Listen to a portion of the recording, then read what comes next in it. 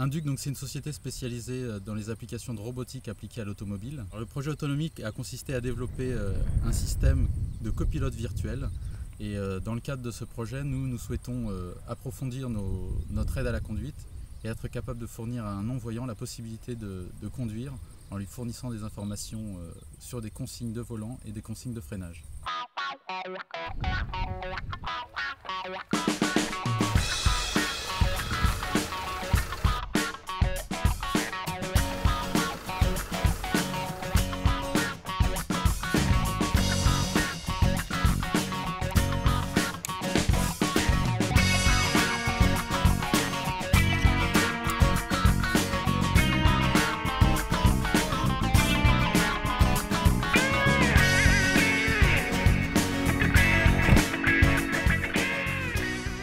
Le système s'appuie sur la technologie GPS, le véhicule est localisé par système satellitaire. Nous avons également des capteurs qui permettent de capter la perception des obstacles et des bords de route. Et ainsi, on est capable de lui fournir des informations vocales de type angle volant et de type freinage.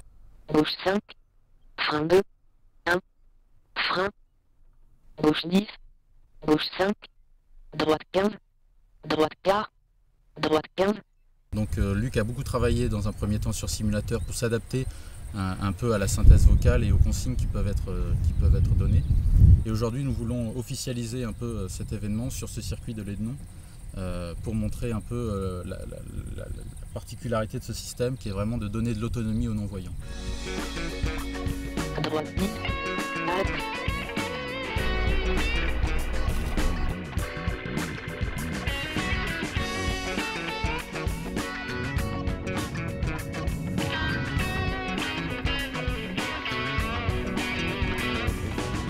Notre objectif, c'est d'apporter des solutions à la mobilité urbaine et apporter également de l'aide à la conduite pour les personnes à mobilité réduite. Et nous avons tenu à nous associer à Luc Costermans pour approfondir notre technologie. Et aujourd'hui, on est capable d'atteindre des vitesses de 70 km/h sur cette petite piste club de l'Ednon et une vitesse moyenne autour de 35 km/h. L'intérêt d'abord c'est de prendre du plaisir, parce que ça paraît impensable pour un non-voyant que de retrouver des sensations automobiles, donc de se glisser derrière un volant quand on a perdu la vue, ça paraît impensable et c'est un plaisir extraordinaire de ressentir différemment aujourd'hui le véhicule puisque je l'écoute avec mon corps. La deuxième chose c'est de pouvoir avoir rencontré ces ingénieurs de la société Induc qui m'ont permis de me glisser derrière ce volant parce qu'ils ont développé des logiciels adaptés, des algorithmes pour pouvoir géolocaliser ce véhicule et par une synthèse vocale me donner des informations à l'instant T. Aujourd'hui j'ai foi en la capacité à cette machine à réagir puisqu'elle est extrêmement fiable, elle est extrêmement précise parce que les recalculs se font tous les 10 millièmes de seconde. Puisque à l'époque il y avait un slogan, on l'a vu, c'est la vie. Aujourd'hui, la technologie et des hommes mettent en place donc un système qui va permettre une autonomie à des personnes non-voyantes ou à mobilité réduite.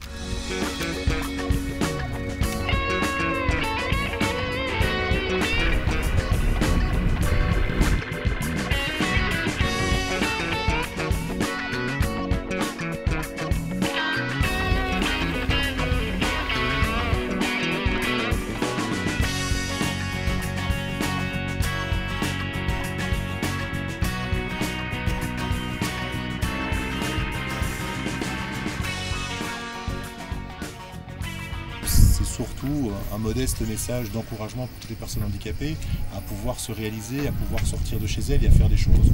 Vous savez, pour un non-voyant, ne fût-ce que d'aller à la poste, à la boulangerie ou à la pharmacie, c'est déjà extrêmement compliqué pour elle au quotidien. Donc c'est simplement l'encouragement. L'objectif, disons, industriel de ce type d'application, c'est tout d'abord approfondir l'aide à la conduite que l'on souhaite nous installer dans des véhicules en seconde monte. Donc ça, c'est le premier point. Le deuxième point, c'est également montrer un peu notre capacité en robotique automobile, c'est-à-dire que nous aujourd'hui on est capable de faire circuler un véhicule complètement autonome. Donc on souhaite vraiment mettre ça en application et faire en sorte que ça serve aux personnes à mobilité réduite, aux handicapés.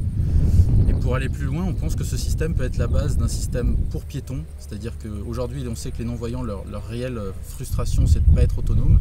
Et on pourrait leur permettre à partir de la base de ce système de leur donner l'autonomie suffisante pour se déplacer en ville, pour se déplacer chez eux et ce de manière complètement autonome.